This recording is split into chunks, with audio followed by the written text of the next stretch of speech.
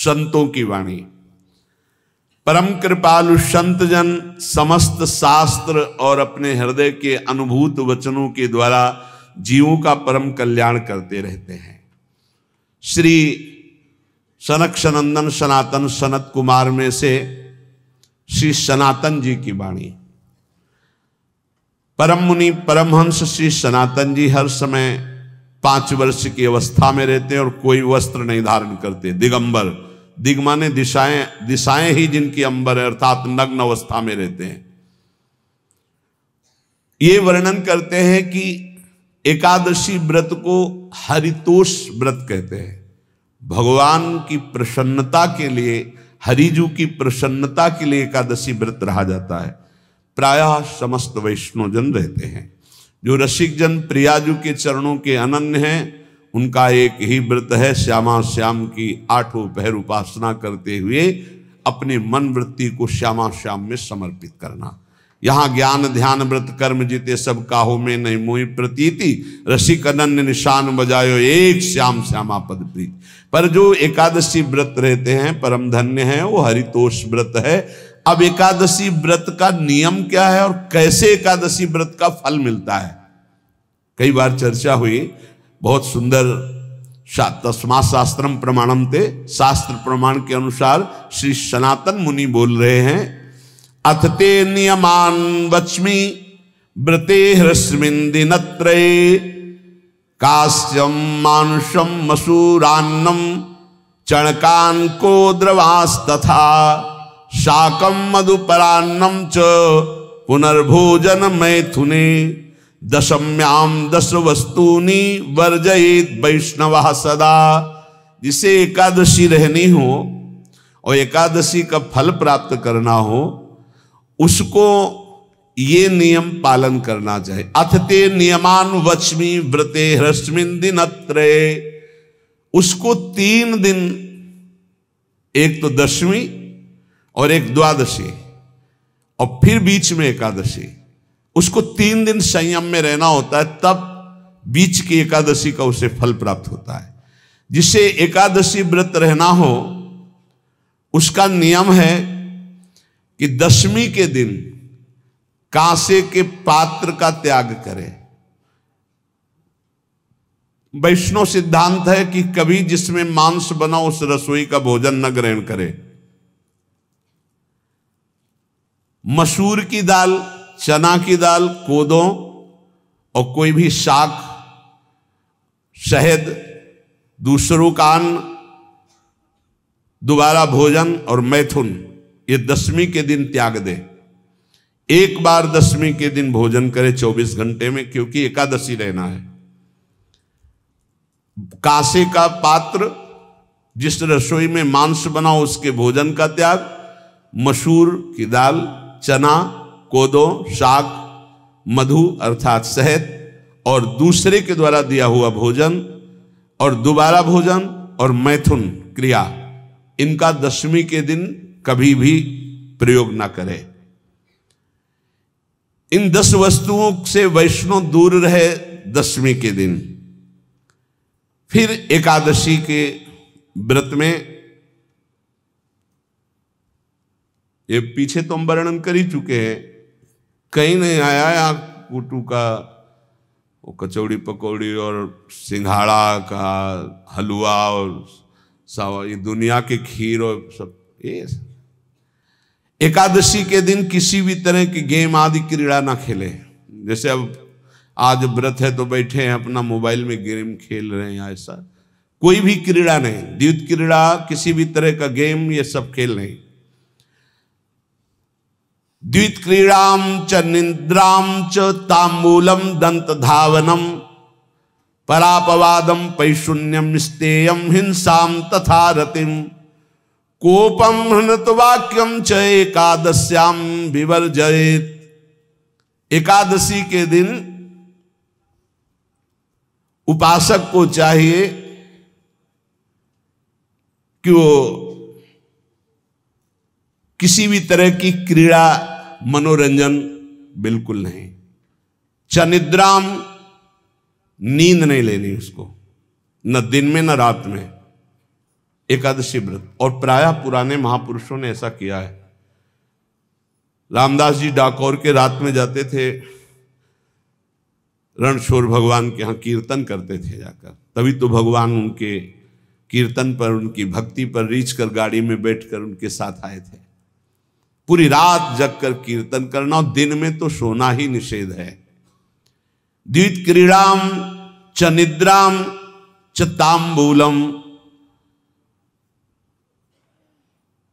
पान खाना निषेध है एकादशी को, बिल्कुल नहीं, जो व्रत रह रहे हैं।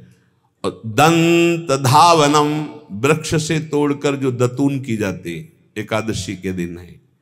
परापवादम, दूसरे की निंदा करना, चर्चा करना नहीं, अर्थात अधिकतर मौन व्रत धारण करे एकादशी के दिन। पैशून्यम, चुगली करना।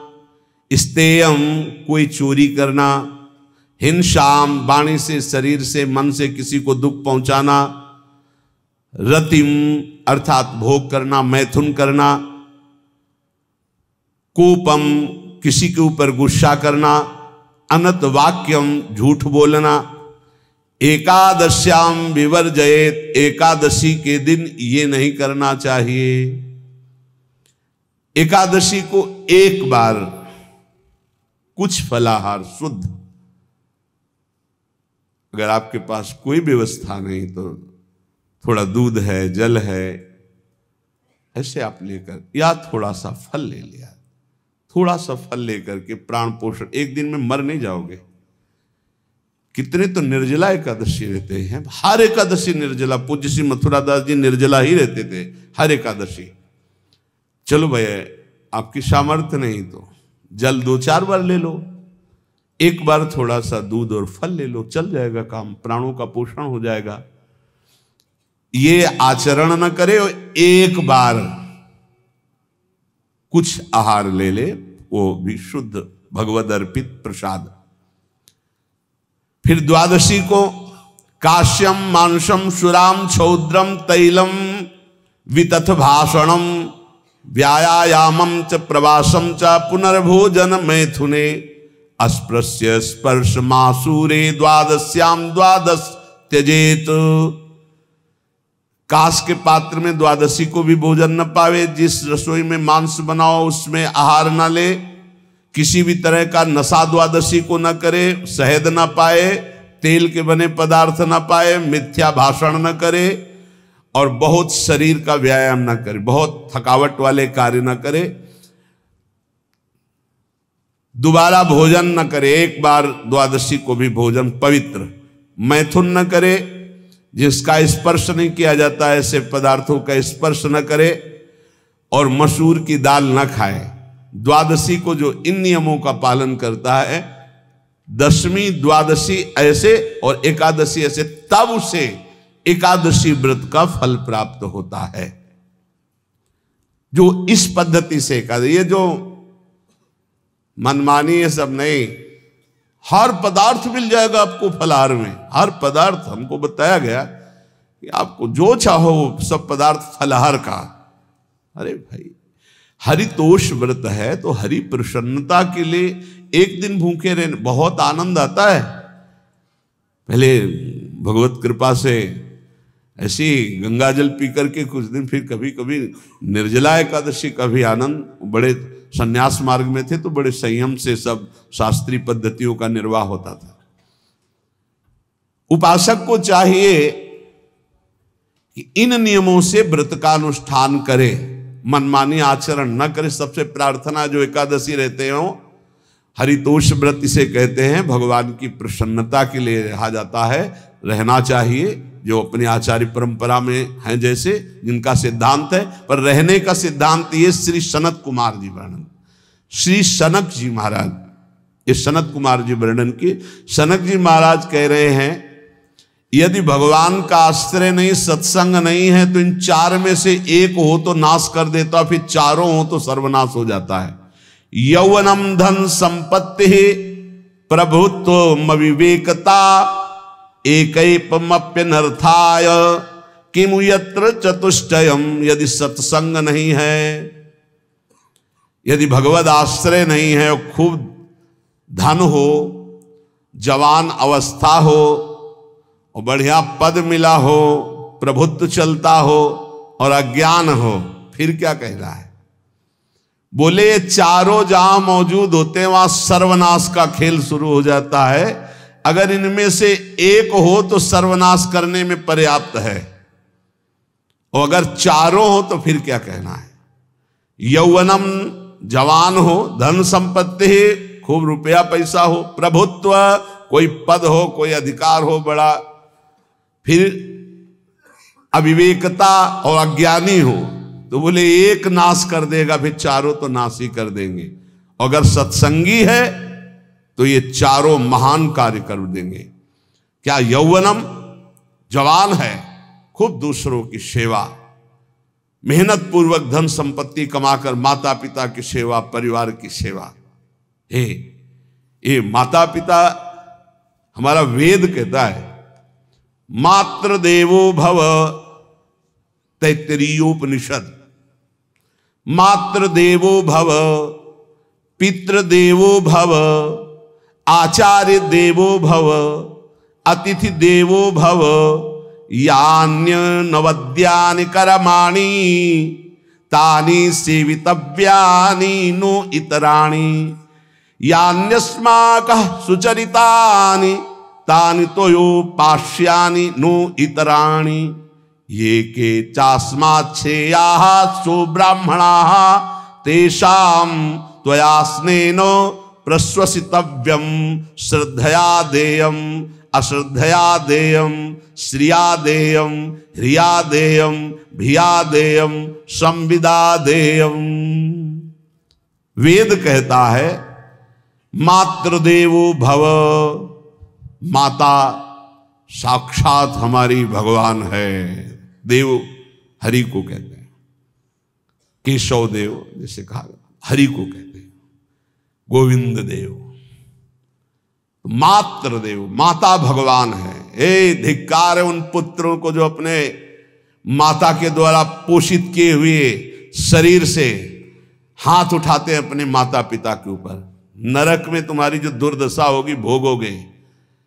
एक हमको दिखाया गया दृश्य कि अपनी माता की कोख में लात मारता है, थप्पड़ मारता है, पिता बैठा है उसको लात मारता है, थप्पड़ मारता है, बाल घसीट कर गेट तक माता को ले जाता है।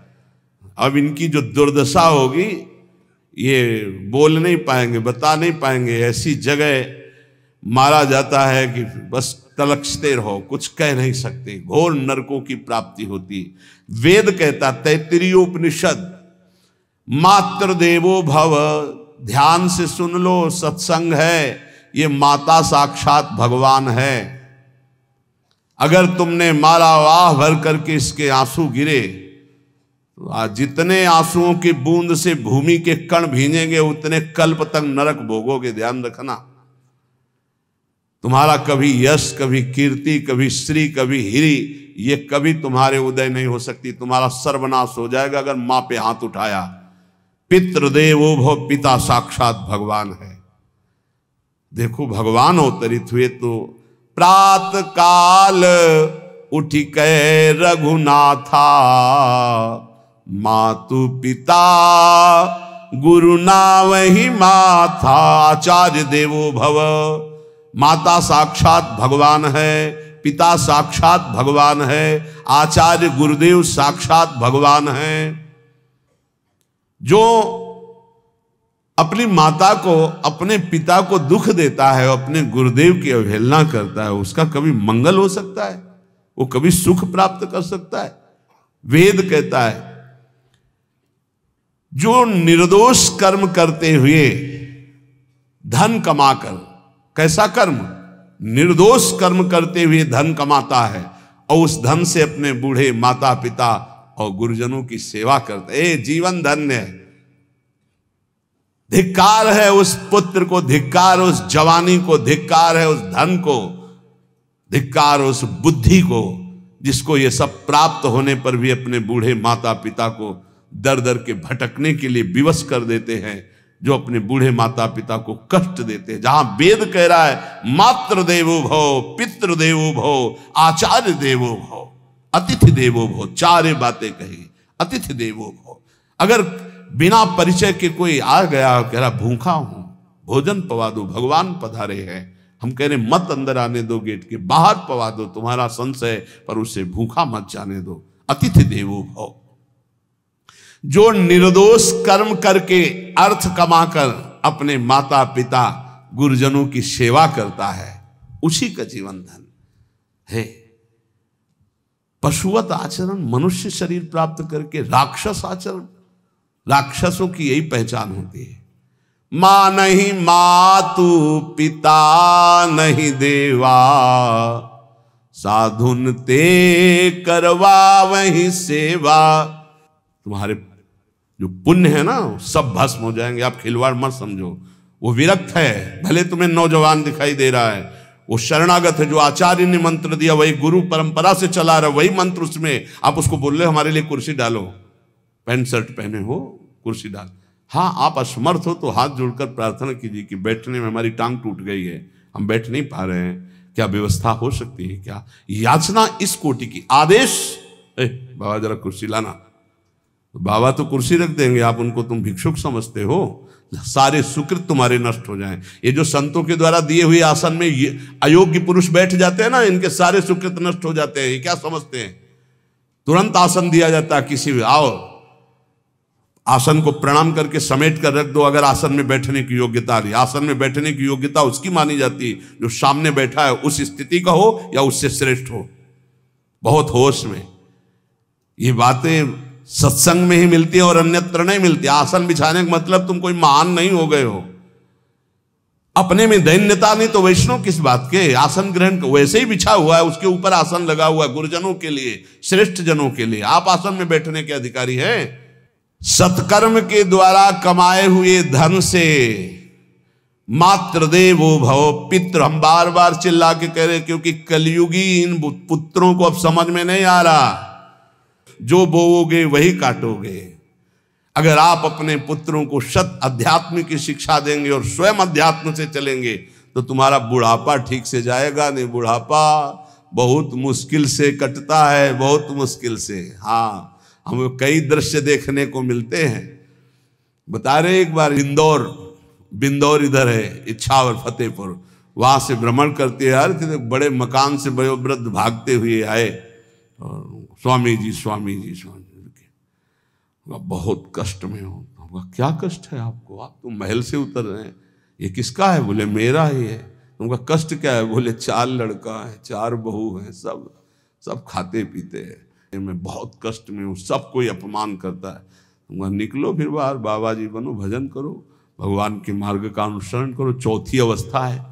बोले ये तो नहीं हो सकता, रहूंगा तो यहीं कुछ ऐसा कर दो कि जिससे हमारे बच्चों की बुद्धि बदल जाए, जो हमको पीटते हैं, गाली देते हैं।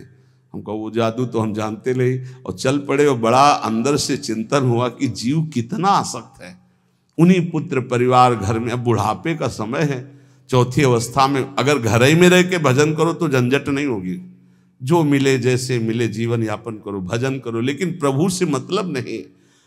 तो जितने भी जवान भाई बहन सुन रहे हैं, आप अपने माता पिता को, यहाँ हमारा वेद कहता है मात्र देवो हो, माता भगवान है, पितृ देवो हो, पिता हमारा भगवान है।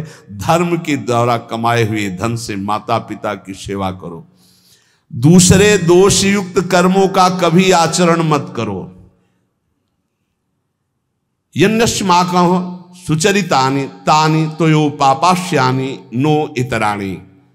सुंदर आचरण करो जो महापुरुषों के द्वारा विधान किए गए हैं, पाप आचरण कभी मत करो। हमारे आचरणों में से एक भी ऐसा आचरण नहीं होना चाहिए जो दूसरे को दुखी करके धन संपत्ति लेने वाला हो।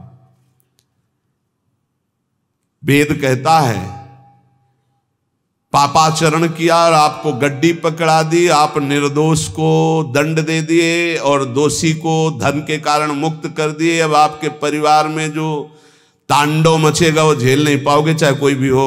बहुत ध्यान से सुनना, ये सत्संग है, ये शास्त्र है।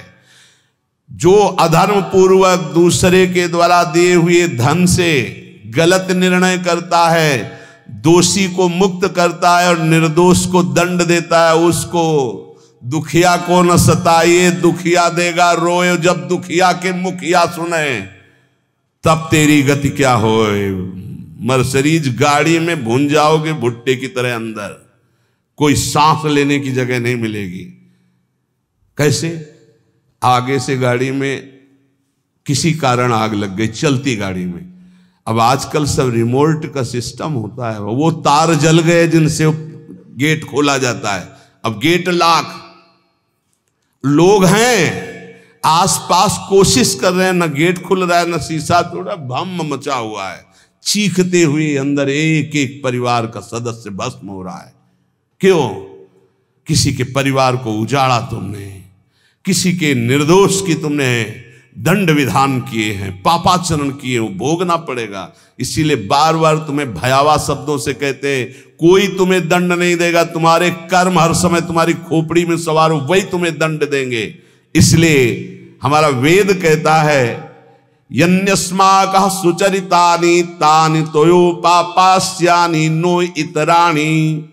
जिसमें महापुरुष विधान किए हैं कि ये आचरण करो वो सुकृत है, और जिसे मना करते ऐसे पापाचरण मत करो, कभी दूसरे का अहित मत करो। जो कोई भी हमसे श्रेष्ठ गुरुजन है उनका आदर करो, उनको आसन दो, उनको विविध पदार्थों से सुख पहुंचाओ, विश्राम कर लेने के बाद वार्ता करो। श्रद्धा पूर्वक माता पिता गुरुजन अतिथि इनकी सेवा करना परम धर्म है। अश्रद्धा पूर्वक इनको कभी मत बर्ताव करो। बोलना, भोजन, ले बूढ़े जनों को ऐसे देखा है, ऐसे बड़ा कर लो, तुम्हारी भी बुढ़ापा आएगी, पता नहीं आ पाएगी कि नहीं आ पाएगी। अगर आएगी तो बहुत बढ़िया आएगी, तुम्हें ऐसे सताएगी कि आप देख लेना। बहुत हमारा हृदय इस बात से पीड़ित हो जाता है कि मां के प्रति ऐसा बर्ताव, जिस मां ने इतना पिता की क्षमता से हजारों गुना बढ़कर माता का प्यार होता है। ऐसे माता को, ऐसे पिता को हमें तो लगता है रोज चरण धो के पीना चाहिए। भगवान साक्षात इनमें विराजमान है। भगवान सच्ची कहता हूं, जो अपने माता पिता को त्रास देते हैं भगवान भी रक्षा नहीं करेंगे, कोई दान पुण्य तुम्हारा काम नहीं आएगा। क्योंकि ऐसे महामहिम पूज्य माता पिता के प्रति आप ऐसा देखो, प्रार्थना करते, चाहे गाली बकने वाले, गुस्सा करने वाले माता पिता हों, यदि वो चल नहीं पाते, वयोवृद्ध है, तो भगवान की तरह पूजा करो, उनके व्यवहार को मत देखो, तुम्हारा काम बन जाएगा, उनका आशीर्वाद आपको मिल जाएगा। आर्थिक स्थिति के अनुसार अतिथि की सेवा करो, गुरुजनों की सेवा करो, भय से भी युक्त होकर सेवा करो। अधिकार है माता पिता का, गुरुजनों का। यदि आप सेवा नहीं करोगे तो अपराध लगेगा। इतना बड़ा शरीर पैदा किया है, लेबरी करो, रिक्शा चलाओ, उससे जो मिले अपने माता पिता की सेवा करो। तो यहां कह रहे कि ये चार अगर आपके पास हैं, इनका सदुपयोग नहीं हो। यौवनम धन संपत्ति प्रभुत्वम अविवेकता एकैपमप्यनर्थायम किमु यत्र चतुष्टयम। यदि धन है, जवानी है, आपका प्रभुत्व चलता है, बड़े पद में हो और अज्ञानी हो, एक तो सर्वनाश कर देता है, फिर चारों हो तो सर्वनाश पक्का। और यदि कहीं भगवान का आश्रय मिल जाए, संत जनों, तो ये परम मंगलदायक है। अविवेक विवेक में बदल जाता है। जो धन है, इसकी तीन गतियां बताई गई हैं। दान भोग विनाशश्च रायः स्युर्गतस्त्रिधा। तीन गति होती है, एक दान और एक स्वयं भोग करना, और अगर नहीं किया तो सर्वनाश, वो नाश को ही प्राप्त हो जाएगा। गांव के कंजूस जनों के धन दीवालों में निकलते हैं, मटकी में बंद बंद करके दीवाल में पैक कर दिया और मर गए। अब दीवाल में नहीं, अब लॉकर में है, बैंक में है। कितने हैं? बोले इतने करोड़। कभी ना तो धर्म किया ना दान किया, कंजूस रात दिन उन्हीं रुपए का चिंतन किए, मर गए, 1 रुपए का भी कभी सत्मार्ग में प्रयोग नहीं किया। कह रहे दान भोग विनाशश्च, 3 गतियां हैं, दान या स्वयं भोग कर लो और या विनाश हो जाएगा। तो सो धन धन्य प्रथम गति जाकी, वो धन धन्य है जिसकी प्रथम गति क्या, दूसरों को सुख पहुंचाने में लगा। अस्पताल में दे दिया, गरीब लोगों के औषधियों के या भूखी गौओं के उदर पोषण में, या संत महात्माओं के निवास या वस्त्र या भोजन, ये सब उत्तम गतियां हैं। अगर ये नहीं किया तो चलो घर में ठाकुर जी विराजमान करो, स्वयं बढ़िया भोग लगाओ, पाओ, परिवार को सुखी रखो, इतने कर लो। वैसे सो धन धन्य प्रथम गति जाकी, प्रथम तो है दान, फिर दूसरा स्वयं चलो उपयोग कर लो धर्म पूर्वक अपने परिवार का। लेकिन अगर ऐसा नहीं किया तो तीसरी गति है नाश, वो तुम्हारे किसी काम में धन आने वाला नहीं है। जो न दान करता है ना भोगता है, उसका नाश हो जाता है। अरे भाई, वृक्ष से ही शिक्षा लो, दूसरों के लिए ही होता है, तो तुम मनुष्य बनकर क्या दूसरों का परोपकार नहीं कर सकते? यदि तुम जवान हो, तुम्हारे पास धन है, प्रभुत्व है, विवेक है, तो तुम पूरे राष्ट्र की सेवा की भावना जागृत करो। समाज में ही भगवान विराजमान है। ये मानवा हरि कथा श्रवणास्त दोषा, कृष्णांगी पद्म भजने रत चेतनाश्च, ते वै पुनन्ति च जगन्ति शरीर संगात, संभाषणादपि ततो हरिरेव पूज्यः। एक तो ये बताया, दूसरा बताया कि ये महाधन्याति धन्य होते हैं। एक तो होते जवान हैं, रुपया पैसा खूब कमा रहे हैं, बड़ा प्रभुत्व है, अविवेक है तो नाश कर देगा, और विवेक है तो इन्हीं का सदुपयोग हो जाएगा। एक है जो सबसे हटकर है, ये मानवा हरिकथा श्रवणास्त अधोषाः, जो रात दिन नाम जप करते हैं, भगवान की चर्चा करते हैं और सुनते हैं, और अधोषाः, वो सारे दोषों को अपने मिटा चुके हैं। कृष्णांगी पद्म भजने रत चेतनाश्च, निरंतर अपने चित्त को प्रभु के भजन में डुबोए हुए हैं, प्रभु के चरणों के ध्यान में अनुरक्त किए हुए, उनका क्या प्रभाव होता है? बोले तैवै पुनन्ति च जगतन्ति शरीर संगात। ऐसे महात्माओं का यदि शरीर है प्रगट में, तो उस शरीर से स्पर्श करके वायु जिस जिस को छूती है वो पाप रहित हो रहा है। जो उनके दर्शन करते हैं वो पाप, संत दरस जिमि पातक तरई, संतों के दर्शन मात्र से पाप नष्ट होते हैं, उनके शरीर के स्पर्श से पाप नष्ट होते हैं। संभाषणादपि ततो हरिरेव पूज्यः, यदि उनसे संभाषण करने को मिल जाए तो बोले वो इतना पवित्र हो जाता है कि भगवान उनमें वास करने लगते हैं। हरिदेव, हरि उसमें विराजमान है, हरि ही हैं, ऐसा वो पूज्य हो जाता है। यदि जो नाम जप कर रहे हैं, जिनका चित्त भगवान के चिंतन में है, जो कथा भगवान की चर्चा कर रहे हैं, जो भगवान की चर्चा सुन रहे हैं, अदोषाः, जो समस्त दोषों पर विजय प्राप्त कर चुके हैं, ऐसे मानवाः पुनन्ति च जगतन्ति, वो पूरे जगत को पावन करने की सामर्थ्य रखते। सातरते सातरते सा लोकांतारयति मम भक्ति युक्तो भोनम पुनातु, वो लोक के लोक पावन कर देते। कैसे? उनके शरीर से स्पर्श की हुई वायु दूसरों के पापों का नष्ट, उनका दर्शन दूसरों के पापों का नाश, उनका संभाषण दूसरों के पापों का नाश। यदि संत संग मिल गया तो निश्चित हरिदेव ही, वो भगवान से ही मिल रहा है, क्योंकि वहां भगवान जागृत है सबके हृदय में, पर भगवान शयन कर रहे हैं, माया का पर्दा लगाए। संत के हृदय में भगवान पर्दा रहित होकर जागृत हो चुके हैं, तो उनके दर्शन से, संभाषण से, स्पर्श से निश्चित परम कल्याण इस जगत का होता है। कौन भगवान? भगवान किसे कहते हैं? तो बोले सनंदन मुनि बोल रहे हैं। सनातन जी की सुना, एकादशी व्रत पर बोले, और अभी तक सनक जी बोल रहे। अब सनंदन जी कह रहे, ऐश्वर्य समग्रस्य धर्मस्य यशसः श्रियः, ज्ञान वैराग्ययोश्चैव शरणां भग इति ऋणा। संपूर्ण ऐश्वर्य, संपूर्ण धर्म, संपूर्ण यश, संपूर्ण श्री, संपूर्ण ज्ञान, संपूर्ण वैराग्य, ये 6 जहां विराजमान हैं उन्हें भगवान कहते हैं। ये पूर्ण रूप से भगवान में ही विराजमान है और जिसमें ये सामर्थ्य है उसे भगवान कहते हैं। उत्पत्ति प्रलयम चैव भूतानामा गतिम गतिम वेत्ति विद्याम अविद्याम च सवाच्यो भगवानिति।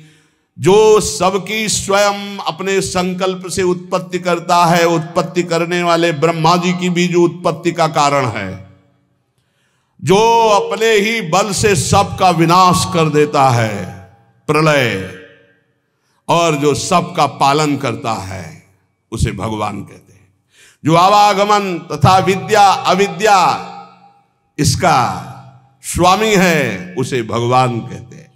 जो संपूर्ण ऐश्वर्य, संपूर्ण धर्म, संपूर्ण यश, संपूर्ण श्री, संपूर्ण ज्ञान, संपूर्ण वैराग्य और उत्पत्ति पालन प्रलय का स्वामी, जो विद्या अविद्या आवागमन जिसी के इशारे से होता है, वही है भगवान, वही सबका भगवान है। इसलिए जो उपासक भगवान की आराधना करता है वो ये देखे, सा एवाधस्तात् वेद, सा उपरिष्टात्, सा पश्चात्, सा पुरस्तात्, सा दक्षिणतः, सा उत्तरतः, सा एवेदः सर्वमित्यथातो अहंकार देश एवाहमेवाधस्तादः मुपरिष्टादहं पश्चादहं पुरस्तादहं दक्षिणोतोः मुत्तरोतोः मे वेदः सर्वमिति।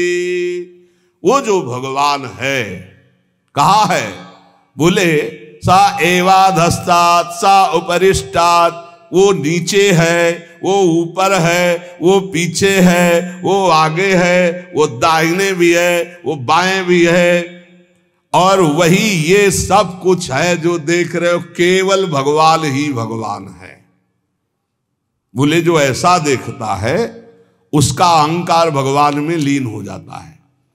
अब वो देखता है मैं ही नीचे हूं, मैं ही ऊपर हूं, मैं ही पीछे हूं, मैं ही आगे हूं, मैं ही दाहिने हूं, मैं ही बाएं हूं, मैं ही ये सब कुछ हूं, मैं अहम ब्रह्मास्मि। 2 भाव होता है, एक भक्त जो भगवान को सर्वत्र देखता है और एक जो अपने अहम को भगवान में स्थापित कर देता है भेदभाव से, वो अपने आत्मस्वरूप को देखता है। जिसने ऐसा भगवान का अनुभव कर लिया कि आगे पीछे दाहिने बाएं ऊपर नीचे हर समय मेरे श्री भगवान हैं, तो न पश्यो मृत्युम, इसका फल है पश्यति न रोगम नोत दुखाताः सर्वाः पश्यः पश्यति सर्वमाप्नोति सर्वस इति। बोले उसको किसी भी प्रकार का रोग दुख नहीं दे सकता। जो ये देखता है सा एवाधास्तात्, सा उपरिष्टात्, सा पश्चात्, सा पुरस्तात्, सा दक्षिणा, सा उत्तरा, उत्तर में दक्षिण में ऊपर नीचे दाएं बाएं हर समय मेरे प्रभु हैं, केवल प्रभु को देखता है तो न पश्यो मृत्युम, मृत्यु की ताकत नहीं कि उसकी तरफ देख सके। ध्यान देना, ना तो उसे मृत्यु परेशान कर सकती, दुख नहीं। हम आपको कई बार बोले कि महाभागवतों का शरीर कैसे छूटता है, जैसे बड़े गजराज के गले से मल्ली की माला, मोगरा देखते छोटी छोटी कली, कब टूट के गिर गया पता ही नहीं चला, ऐसे जन्मत मृत दुसादुख होई भक्त को नहीं व्याप्ता। बोले ना तो वो मृत्यु, ना पश्यो मृत्युम पश्यति, मृत्यु ना रोगम, बड़े से बड़ा रोग उसको परास्त नहीं कर सकता। ये इसका फल है जो हर समय भगवान में स्थित है। नोत दुखाताः सर्वाः पश्यः पश्यति सर्वमाप्नोति सर्वस इति। वो सबको भगवत स्वरूप देखता है, अतः वो भगवान में प्रतिष्ठित, ना उसको मृत्यु छू सकती, ना रोग छू सकता है, ना किसी तरह का दुख छू सकता है। यही प्राप्त करने के लिए रोज चर्चा होती है। ऐसी ऊंचाई पर चढ़ जाओ कि कोई भी रोग, कोई भी शोक, मृत्यु, नाना प्रकार के विकार तुम्हें विचलित ना कर पाए। वो स्थिति है भगवद स्थिति, भगवदाकार, जो रात दिन प्रभु का भजन करते और देखते कि चारों तरफ से हरि मुझे घेरे हुए, जैसे प्रहलाद जी देखते, उसको कोई भय नहीं, कोई दुख नहीं, कोई रोग नहीं, कोई शोक नहीं। ये कैसे होता है? बोले आहार शुद्धौ सत्व शुद्धि, सत्व शुद्धो ध्रुवा स्मृति, स्मृति लंबे सर्व ग्रंथि नाम विप्रमोक्ष। जिसका भोजन शुद्ध है उसकी बुद्धि शुद्ध है, जिसकी बुद्धि शुद्ध है उसकी भगवत स्मृति, जो भगवत स्मृति है वो समस्त माया के ग्रंथों को, गांठों को नष्ट कर देती है और वो ऐसी ऊंचाई पे पहुंच जाता है कि न पश्यो मृत्युम पश्यति न रोगम नोत दुखाता। कोई भी दुख, कोई भी रोग, कोई भी शोक, कोई भी भय उसका स्पर्श नहीं कर सकता। किसका? जिसकी आहार शुद्धि, सत्य शुद्धि, सत्य शुद्धो ध्रुवा स्मृति, स्मृति लंबे सर्व ग्रंथि नाम विप्रमोक्ष। जो अखंड भगवत स्मृति में डूबा हुआ है, कौन? जिसकी बुद्धि शुद्ध है। किसकी? जिसका आहार शुद्ध है, भगवद अर्पित जल भोजन। बुद्धि शुद्ध, नाम जप करते हुए भोजन प्रसाद पाओ। बुद्धि शुद्ध हो गई तो स्मृति चलेगी, अखंड स्मृति चलेगी तो ये स्थिति आ जाएगी। इसी स्थिति के लिए सत्संग हो रहा है, इसी स्थिति के लिए मानव देह मिला है। इसलिए ध्यान पूर्वक सत्संग का मनन करो, रात दिन ये अनुभव करो कि मैं प्रभु की गोद में हूं, और खूब नाम जपते रहो। नाम जप नहीं करोगे तो सब गड़बड़ हो जाएगा। जो कमियां हैं वो धीरे धीरे ठीक हो जाएंगी, विश्वास मान लीजिए। काम क्रोध आदि की कमियां तब तक रहती हैं जब तक देह भाव रहता है। जिस दिन करुणा में प्रभु की कृपा से शुद्ध ज्ञान का उदय हुआ, ये देह भाव ऐसे हट जाएगा जैसे सूर्य उदय होते ही कोहरा नष्ट हो जाता है।